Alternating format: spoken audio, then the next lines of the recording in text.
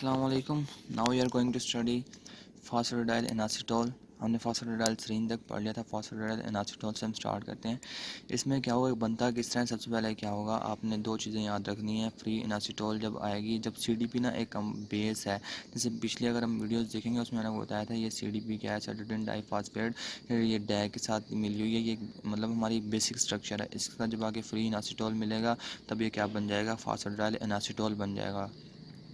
ठीक है, ये आपने चीज़ याद रखनी है। उसके बाद क्या होगा, फास्फोराइडाइल एनासीटोल के ना जैसे सर ग्लिसरॉल का मॉलिक्यूल होगा ना, ग्लिसरॉल के मॉलिक्यूल में कार्बन नंबर 1 पर स्टीरिक एसिड लगा होगा और कार्बन नंबर 2 पर क्या, एराकिडोनिक एसिड लगा होगा। एराकिडोनिक एसिड जैसे हमें पता है कि ये प्रिकर्सर होता है किसका, ये मेम्ब्रेन में पाया जाएगा ना, और ये फिर क्या होगा, फास्फोराइडाइल एनासीटोल के पास क्या है, एराकिडोनिक एसिड। एराकिडोनिक एसिड क्या बनाता है, ये जो प्रोस्टाग्लैंडिन है ना, प्रोस्टाग्लैंडिन सिंथेसिस में इन्वॉल्व होता है। अब फिर ये एक प्रोस्टाग्लैंडिन, फिर हमारे पास क्या, पेन सेंसेशन में इन्वॉल्व होता है आगे। फिर ये जो फास्फोराइडाइल सीरीन है ना, इसी तरह ही इसकी तरह ही हमारे पास क्या, फास्फोराइडाइल एनासीटोल के पास भी एक नेगेटिव चार्ज होता है इसके ऊपर। फिर इसकी जो एसिमेट्री है ना, ये जो अब इसके स्ट्रक्चर में ना बेसिकली एसिमेट्री पाई जाती है। ठीक है, ये मेम्ब्रेन में जब होता है ना तो एसिमेट्रिकल स्ट्रक्चर होता है।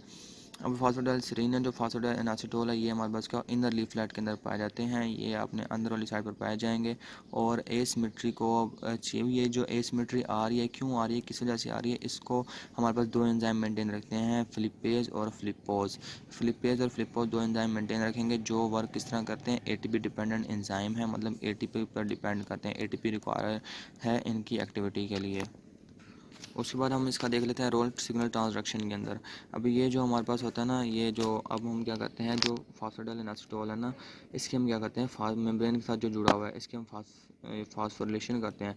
फास्फोरिलेशन करते हैं तो हमारे पास क्या प्रोड्यूस होते हैं, पॉलीफास्फो एनोसिटाइड्स प्रोड्यूस होते हैं। ठीक है, अब एनोसिटाइड्स की एग्जांपल क्या, जैसे फास्फोराइडाइल एनासीटोल क्या होगा, 4,5 बिसफास्फेट PiP2। अब यहाँ पर एक और चीज़ आपने याद रखनी है, मैं आपको बताता हूँ। ये सारा इसके अंदर जो लिखा है ना, सारा आगे हम एक टेबल चार्ट में करते हैं। अल्फ़ा 1 एंडोजेनिक रिसेप्टर्स होते हैं ऑन द सेल मेम्ब्रेन के ऊपर। ठीक है, और एक्टिवेशन हो जाती है किसकी, GQ अल्फ़ा सब यूनिट की। ये दो चीज़ें आप याद रख लें, इनको आगे हम अप्लाई करते हैं। यहाँ पर हम इसको देख लेते हैं किस तरह होता है। सबसे पहले क्या होगा, ये जो सारा वो पिछला पैराग्राफ है, इस सारे चार्ट में आएगा। सबसे पहले ना एक ये रिसेप्टर प्रेजेंट है। रिसेप्टर के ऊपर क्या लगेगा, जैसे हार्मोन आ सकता है, ग्रोथ फैक्टर आ सकते हैं, न्यूरो ट्रांसमीटर आ सकते हैं। यहाँ पर हार्मोन कौन कौन से होते हैं, हार्मोन होते हैं हमारे पास कैटेकोल अमीन, एंजियोटेंसिन 2 और वेसोप्रेसिन भी हो सकता है। अब ये क्या करेगा, ये जो हार्मोन होगा यहाँ पर क्या होगा, बाइंड कर जाएगा स्पेसिफिक जी प्रोटीन के कपल रिसेप्टर के साथ। मतलब ये जी प्रोटीन के साथ जो रिसेप्टर जुड़ा हुआ है ना, इसके साथ आगे हार्मोन बाइंड कर जाएगा। ठीक है, हार्मोन जब बाइंड कर दिया उसके बाद क्या होगा, ये जो ऑक्यूपाइड रिसेप्टर है ना, अब जब मतलब इसके एस रिसेप्टर के साथ जब हार्मोन आगे लग गया है तो अब इसने ना इस GQ प्रोटीन के साथ इंटरेक्ट करना है। जब GQ प्रोटीन के साथ इंटरेक्ट करेगा फिर क्या होगा, GQ प्रोटीन के साथ अभी क्या है, GT भी बाइंड है ना, तो फिर ये क्या होगा, अब ये ना जब ये ऐसे ही आगे इंटरेक्ट करेगा, पहले इसके साथ GDP बाइंड होता है। फिर क्या होगा, ये जैसे ये हार्मोन आएगा इंटरेक्ट करेगा इसके साथ, फिर ये GDP को हटाकर GTP बाइंड कर लेगा। ठीक है, अभी एक्टिवेट हुआ पड़ा है। जैसे ये GTP को बाइंड करेगा फिर ये अपने पास क्या होगा, ये ना डिसोसिएट हो जाएगा। मतलब इसके जो दो भाई ना, ये जो बीटा और गैमा, इससे ही सेपरेट हो जाएगा, जैसे यहाँ पर सेपरेट हो गया। और उसने फिर एक्टिवेट कर देना है किसको, फास्फोलाइपेज C को। अब फास्फोलाइपेज C के हमारे पास क्या दो काम होते हैं, बल्कि इसने करवाना क्या, एक ही काम होता है, इसने करवाना क्या होता है कि ना, फास्फोलाइपेज C ने ना जो PiP2 था ना, हमने पीछे पढ़ा था, क्या नाम था उसका, जो ये है फास्फोराइडाइल एनासीटोल बिसफास्फेट है, इसको इसने कन्वर्ट कर देना IP3 में, एनासीटोल ट्राइफास्फेट में और डाइग्लाइसरॉल फास्फेट में। अब जो एनासीटोल ट्राइफास्फेट है, इसका फंक्शन क्या होता है, इसके ना स्पेसिफिक रिसेप्टर होते हैं जो सेल मेम्ब्रेन पर, स्मूथ जो एंडोप्लाज्मिक रेटिकुलम होते हैं ना, उसकी सेल मेम्ब्रेन पर प्रेजेंट होते हैं। ठीक है, अब जैसे आगे एनासीटोल 3 फास्फेट लगेगा ऑन चैनल वहाँ पर, तो वहाँ पर फिर क्या होगा, IP3 गेटेड चैनल्स एक्टिवेट हो जाएंगे। वहाँ से फिर क्या होगा, जो एंडोप्लाज्मिक रेटिकुलम है वहाँ से कैल्शियम निकल के आ जाएगा, बाहर आ जाएगा। जब कैल्शियम बाहर आ गया, कैल्शियम फिर क्या होगा, ये जो डैग यहाँ पर प्रोड्यूस किया था ना फास्फोलाइपेज C ने, तो अब कैल्शियम और डैग का पोस्ट इफेक्ट होता है काइनेजेस के ऊपर। काइनेजेस ने क्या करवानी होती है, फास्फेट की एडिशन करवानी होती है। और फिर 7th स्टेप में क्या होगा, ये प्रोटीन काइनेसिस पर इन दोनों का पॉजिटिव इफेक्ट होगा, इसको एक्टिवेट करवा देंगे। इसने फास्फोरिलेशन करवानी है प्रोटीन की, जब प्रोटीन की फास्फोरिलेशन होगी फिर इंटरसेलुलर इफेक्ट प्रोड्यूस होता है। मतलब जो एक हार्मोन आया था ना, अब हार्मोन का जो रिस्पॉन्स होगा फिर ये प्रोटीन प्रोड्यूस करवा देंगी। उसके बाद नेक्स्ट पर कुछ पॉइंट्स आ जाते हैं, जैसे कि हमारे पास हम पीछे से पढ़ लेते हैं। जो फर्स्ट मैसेंजर कौन कौन से होते हैं, हार्मोन, न्यूरोट्रांसमीटर और इम्यूनोग्लोबुलिन। और सेकंड मैसेंजर जो होते हैं, जो आगे मैसेज लेके जाते हैं, न्यूक्लियोटाइड हो सकता है, एंजाइम, कैल्शियम भी हो सकता है, और जी प्रोटीन हो सकते हैं, जैसे इनहिबिटर और स्टिमुलेटर भी इसको कहते हैं। ये दो टाइप्स हैं। और डाइसल्फाइड डैग भी हो सकता है सेकंड मैसेंजर। और जो साइक्लिक एएमपी भी सेकंड मैसेंजर के तौर पर एक्ट करता है। जो IP3 है, इसके 3 फंक्शन होते हैं। सेकंड मैसेंजर के तौर पर भी एक्ट करता है ये। और उसके बाद क्या होगा, इसने कैल्शियम आयन का रिलीज भी करवाना होता है, और ये प्रोटीन काइनेसिस को भी इफेक्ट करता है। हम यहाँ पर थोड़ा सा एक्टिवेशन ऑफ जी प्रोटीन को पढ़ लेते हैं। सबसे पहले एक्टिवेशन किस तरह होती है, अनऑक्युपाइड रिसेप्टर होंगे ना, और कोई चीज़ आके नहीं लग रही भाई, फिर वो तो एक्टिवेट होगा ही नहीं। जैसे ही ऑक्युपाइड हो जाएगा तो इसकी कन्फर्मेशन में चेंज आएगा, और फिर क्या होगा, जी अल्फ़ा जो मतलब जी अल्फ़ा सब यूनिट होता है वो रिलीज़ हो जाता है। और वहाँ पर क्या होगा, GTP बाइंड होता है ना पहले, GDP, फिर क्या होगा, GTP बाइंड आ जाता है, GTP बाइंड करता है और फिर वो एक्टिव फॉर्म में आ जाता है। अब जो अल्फ़ा सब यूनिट है ना, वो क्या होगा, सेपरेट हो जाता है अपने भाइयों से, अब बीटा से और गैमा से, ठीक है, सब यूनिट सेपरेट हो जाएगा। अब इसने ना एक और साइकिल है, इसमें इसने क्या करवा देना होता है, जैसे ही सेपरेट होगा ना, ये फास्फोलाइपेज को एक्टिवेट करवाने के साथ साथ ये ना एडिनाइल साइक्लेज को भी एक्टिवेट करवा देता है। एडिनाइल साइक्लेज आपने याद रखना है। एडिनाइल साइक्लेज इसने क्या करवाना होता है, इसने ATP को AMP में कन्वर्ट करवाना होता है। जो साइक्लिक AMP, इसका जो पॉजिटिव रोल होता है किसके ऊपर, इसका भी रोल पॉजिटिव ही होता है किसके ऊपर, प्रोटीन काइनेज के ऊपर। ये भी मतलब उसको प्रोटीन काइनेज को एक्टिवेट करवा देते हैं। अब जैसे क्या होगा, कह रहा है कि जब हार्मोन प्रेजेंट नहीं होगा लॉन्गर काफ़ी देर के लिए, फिर क्या होगा, अब रिसेप्टर दोबारा अपनी रेस्टिंग स्टेट में आ जाएंगे, और अब जो पहले GTP बाइंड था ना, अब वो हाइड्रोलाइज हो गया, दोबारा क्या होगा, GDP बाइंड हो जाएगा। और फिर क्या होगा, ये जो जी की प्रोटीन थी अपनी इनएक्टिव फॉर्म में आ जाएगी, मतलब GTP की जगह अब दोबारा GDP बाइंड हो जाएगा जब कोई हार्मोन प्रेजेंट नहीं होगा, और एडेनाइल साइक्लेज इनएक्टिव हो जाएगा। ठीक है, लेकिन कुछ जो डिसऑर्डर होते हैं, बीमारियां ये होती हैं कि जो कॉलरा और वाइब्रो होता है ना, उसमें बेसिकली क्या होगा, वोर्टिला पेट्रोसिस इन्फेक्ट करता है रिस्पिरेटरी ट्रैक को, और अल्टर कर देता है इसको, जी अल्फ़ा प्रोटीन के सब यूनिट को। इसमें ये दो बीमारियां इफेक्ट करती हैं इस चीज़ को, जी अल्फ़ा सब यूनिट को। अब बेसिकली होता क्या है कि ना, कोलरा के टॉक्सिन करते हैं, कोलरा के जो टॉक्सिन होते हैं ना, कोलरा के जो टॉक्सिन प्रोड्यूस होते हैं, वो हमारे पास क्या कर देते हैं, जो हैज़ा होता है, इसमें हमारे पास ना जी अल्फ़ा जो सब यूनिट होता है उसके वो उसको मॉडिफाई कर दिया रहता है। फिर क्या होगा, GTP हमारे पास हाइड्रोलाइज ही नहीं हो पाता, और GTP हमारे पास क्या होगा, बाइंड ही रहता है। और ये भी इसका मतलब क्या होगा, जो जी की प्रोटीन वो एक्टिव ही रहती है, मतलब वो जो रिस्पॉन्स आता ही रहता है, आता ही रहता है, वो कम ही नहीं होता, जिसकी वजह से डायरिया हो जाता है और डिहाइड्रेशन रहती है।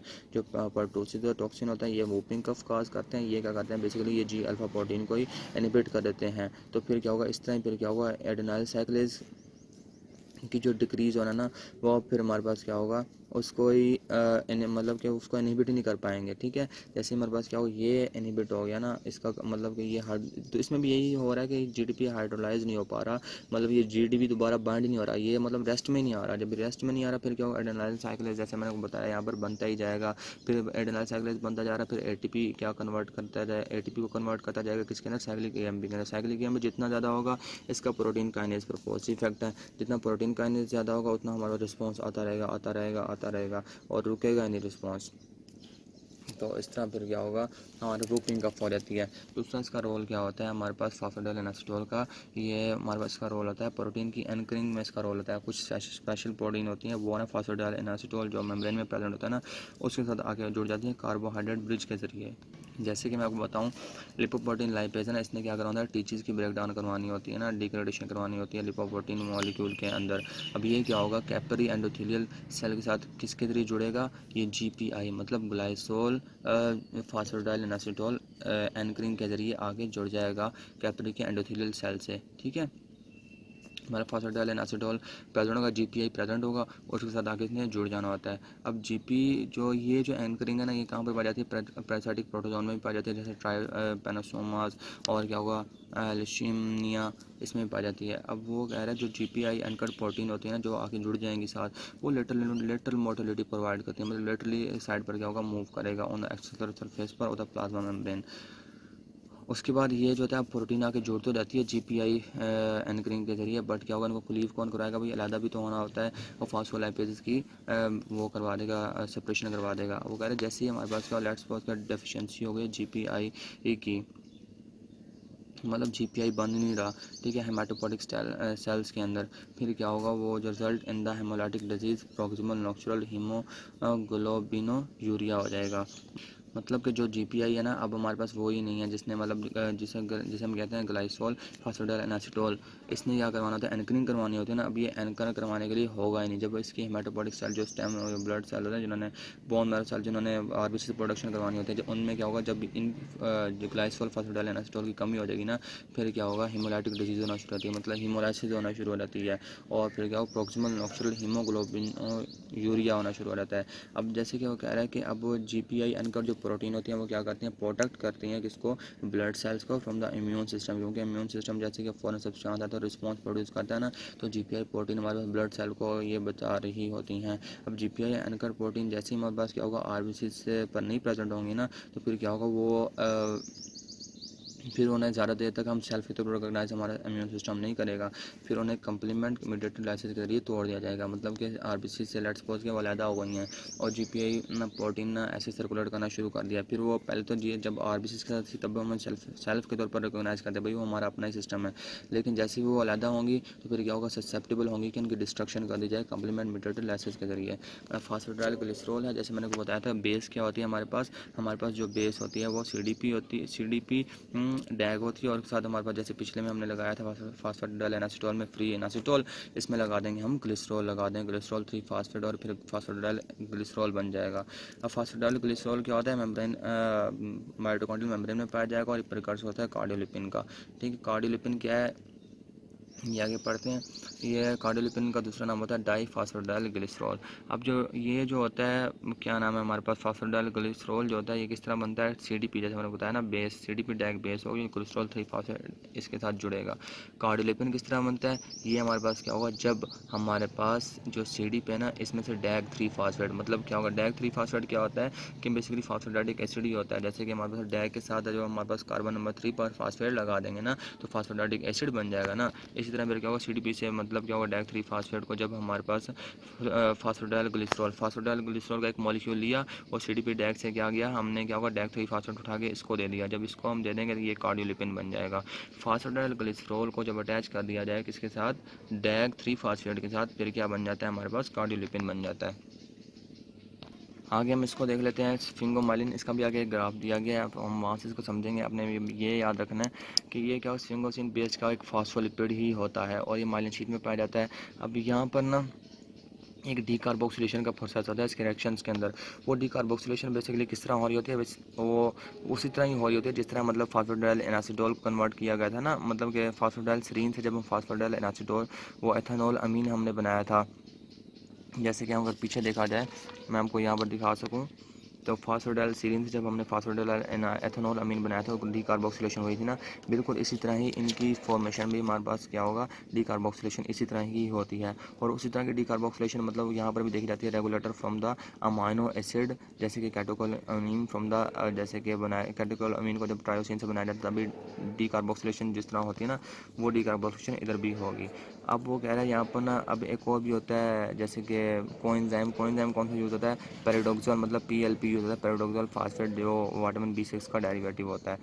ठीक है, अब वो कह रहा है यहाँ पर ना जो स्फिंगोनिन एक स्ट्रक्चर बनता है जिससे एसाइलेशन करवाई जाती है, मतलब उसके अंदर एसाइल ग्रुप ऐड करवाया जाता है एट द अमाइनो ग्रुप पर। मतलब उसी की एसाइलेशन कहाँ पर करवाई जाएगी, इसके अमाइनो ग्रुप पर एक एसाइल ग्रुप हम आके लगाएंगे, जो क्या होगा, जिसके साथ एक लॉन्ग चेन फैटी एसिड भी जुड़ा होगा। फिर उसकी डीसैचुरेशन करवाई जाएगी ताकि सीरामाइड को प्रोड्यूस करवाया जा सके। आगे मैं बताता हूँ, आपके सारे कंसेप्ट क्लियर हो जाएंगे। सीरामाइड का काम क्या होता है, इसने हमारे पास सीरामाइड किस तरह बनता है, जब हम स्फिंगोसिन के साथ हम फैटी एसिड को मिला देते हैं फिर हमारे पास सीरामाइड बन जाता है। सीरामाइड ने हमारे पास क्या रखना होता है, वाटर परमेबिलिटी बैरियर रखना होता है। अब जैसे सीरामाइड डिक्रीज होगा तो स्किन की काफ़ी सारी डिजीजेज हो सकती हैं। जो स्फिंगोमाइलिन होता है ये माइलिन शीट में प्रेजेंट होता है, इसके अंदर लॉन्ग चेन फैटी एसिड होते हैं, जैसे क्या होगा, लिग्नोक्सेरिक एसिड हो गया और नर्वोनिक एसिड हो गया। और grey matter of the brain के अंदर क्या होगा, स्फिंगोमाइलिन होता है। और इसके अंदर जो ग्रे मैटर होता है ना, जो स्फिंगोमाइलिन जो होता है ग्रे मैटर के अंदर, वहाँ पर भी ग्रे मैटर के अंदर भी पाया जाता है, उसके अंदर बेसिकली क्या होता है, स्टीरिक एसिड होता है। तो ये आपने चीज़ें याद रखनी है। स्टीरिक एसिड एक 18 कार्बन है अनसैचुरेटेड, होता है हमारे पास। हम इसको देख लेते हैं ग्राफ के ज़रिए। ग्राफ के ज़रिए किस तरह देखा जा सकता है, जैसे सबसे पहले क्या होगा, पाल्मोटाइल को ए होगा, ठीक है, मतलब कि एक साइल को ए है, उसके साथ क्या जुड़ा है, पाल्मोटाइल जुड़ा हुआ है। अब पाल्मोटाइल को ए सीरीन के साथ मिलेगा और फिर क्या होगा, यहाँ पर जैसे मैंने बताया ना, इस डीकार्बोक्सिलेशन की बात हो रही थी कि वो डीकार्बोक्सिलेशन ये वाली है, तो इसमें भी डीकार्बोक्सिलेशन हो रही है ना, तो ये बिल्कुल उन्हीं की तरह हो रही है जो हमने पीछे आपको मैंने बताया कि जिस तरह फॉस्फोडाइल सीरीन से जब फॉस्फोडाइल एनासीटोल अमीन प्रोड्यूस करवाते हैं ना, तो उसमें भी इसी तरह की डीकार्बोक्सिलेशन होती है। और जब रेगुलेटर्स को अमीनो एसिड से बनाया जा रहा होता है, जैसे कि कैटेकोलामीन को जब हम ट्रायोसिन से बनाते हैं ना, तब भी इस तरह की डीकार्बोक्सिलेशन हो रही होती है। यहाँ पर कोएंजाइम भी रिमूव हो जाएगा, डीकार्बोक्सिलेशन भी हो जाएगा, और पीएलपी क्या होगा, कोएंजाइम यूज़ होगा जिसे हम पैराडॉक्सिल फास्फेट कहते हैं। और क्या होगा, यहाँ पर एनएडीपीएच यहाँ पर यूज़ होगा। और फिर जब ये इस तरह पाल्मोटाइल को और सीरीन मिलकर क्या बना देंगे, हमारे पास का स्फिंगागीन बना देंगे, जिससे हम जैसे स्फिंगागीन आपको मैंने बताया था ना। अब स्फिंगागीन एक स्ट्रक्चर बनता है यहाँ पर जिसे हम कहते हैं जिसे हम स्फिंगोसिन भी कह रहे होते हैं। इसके जो होते हैं अमाइनो ग्रुप पर हमारे पास क्या होगा, इसके अमाइनो ग्रुप पर जो इसका अमाइनो ग्रुप है ना, वहाँ पर हमने क्या लगाना है, एक लगा देना है फैटी एसाइल कोए, मतलब एसाइलेशन करवानी है, फैटी एसाइल कोए लगाएंगे। फैटी एसाइल कोए रिमूव हो जाएगा, फैटी एसाइल आके लग जाएगा स्फिंगागीन के साथ। जैसे स्फिंगागीन के साथ क्या होगा, हमारे पास फैटी एसाइल कोया के लगेगा, ये क्या होगा, सीरामाइड में चेंज हो जाएगा, मतलब स्फिंगोसिन। ये स्फिंगोसिन का स्ट्रक्चर है। यहाँ पर एफ भी यूज़ होगा और FADH2 में कन्वर्ट हो जाएगा स्फिंगोसिन। और जब हमारे फैटी एसिड आपस में मिलते हैं तब सिरामाइड स्ट्रक्चर प्रोड्यूस होता है, आपने याद रखना है। स्फिंगोसिन प्लस जो होता है हमारे पास फैटी एसिड, यहाँ पर फैटी एसिड ही लगाया ना बेसिकली हमने, फैटी एसाइल जो एक्टिवेटेड फॉर्म है उसको हम इंट्रोड्यूस करवाया ना अंदर, तो फैटी एसिड और क्या स्फिंगोसिन मिलकर क्या बना रहे हैं, सिरामाइड बना रहे हैं। फिर यहाँ से क्या होता है, अब फास्फोडाइल कोलिन यहाँ पर एक यूज़ होता है। फास्फोडाइल कोलिन अपना फास्फोराइल कोलिन क्या देगा, इसको दे देगा सिरामाइड को, और खुद डैग में कन्वर्ट हो जाएगा। फास्फोराइल कोलिन जैसे ये फास्फोराइल कोलिन लग गया तब सिरामाइड था जैसे फास्फोराइल कोलिन बनेगा, फिर लगेगा, फिर ये क्या बन जाएगा, किस में कन्वर्ट हो जाएगा, स्फिंगोमाइलिन में कन्वर्ट हो जाएगा। तो आज हमने स्फिंगोमाइलिन तक पढ़ लिया, और बाकी हम इंशाल्लाह नेक्स्ट वीडियो में कवर करेंगे।